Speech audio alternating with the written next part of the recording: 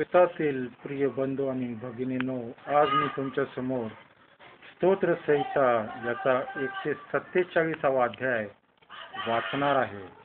हे आपण ऐकणार आहोत आणि याद्वारे परमेश्वर आपल्याला आशीर्वाद देईल. या अध्यायाचं शीर्षक आहे यरुशलेमेवर केलेल्या कृपेबद्दल परमेश्वराची स्तुती. परमेश्वराचे स्तवन करा, कारण आमच्या देवाची स्तोत्रे गाणे चांगले आहे आणि मनोरम आहे आणि स्तोत्रे गाणे शुभच आहे. परमेश्वर यरुशलेम पुन्हा बांधून वसवितो. इस्रायलातील पांगलेल्यांना तो एकत्र करीतो. भग्न हृदयी असणाऱ्यांना तो बरे करीतो. तो त्यांच्या जखमांना पट्ट्या बांधितो. तो ताऱ्यांची गिनती करीतो. तो त्या सर्वांना त्यांची नावे देतो. आमचा प्रभू थोर व महासामर्थ आहे. त्याची वृद्धी अमर्याद आहे.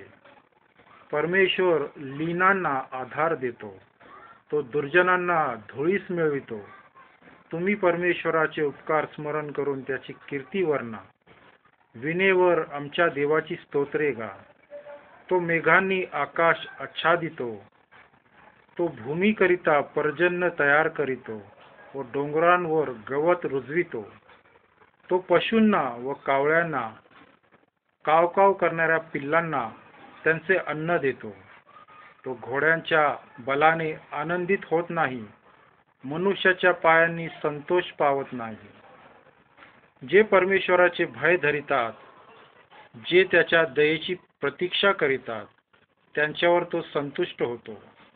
हे यरुशलेमे, परमेश्वराचे गौरव कर. हे सियोने, तू आपल्या देवाचे स्तवन कर, कारण त्याने तुझ्या वेशीचे अडसर बळकट केले आहे. त्याने तुझ्या ठायी तुझ्या मुलांना आशीर्वाद दिला आहे. तो तुझ्या सीमांच्या आत शांतता पसरितो. उत्कृष्ट गव्हाने तुला तृप्त करीतो. तो आपली आज्ञा पृथ्वीवर पाठवितो. त्याचा शब्द फार वेगाने धावतो. तो लोकरीसारखे हिम पाडितो. राखेसारखे दवांचे कण पसरितो. तो आपल्या बर्फाचा सूर्याप्रमाणे वर्षाव करीतो. त्याच्या गारठ्यापुढे कोण टिकेल? तो आपल्याला हुकूम पाठवून ते वितळवितो. तो आपला वारा वाहवितो तेव्हा पाणी वाहू लागते. तो याकोबाला आपले वचन, इस्रायलाला आपले नियम व निर्णय विधित करीतो.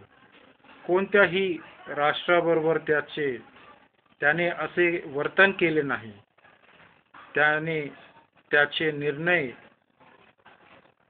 ती जाणत नाही. परमेश्वराचे स्तवन करा. खरोखर परमेश्वर या वाचलेल्या वचनांद्वारे तुम्हाला आशीर्वाद देतो. आमेन.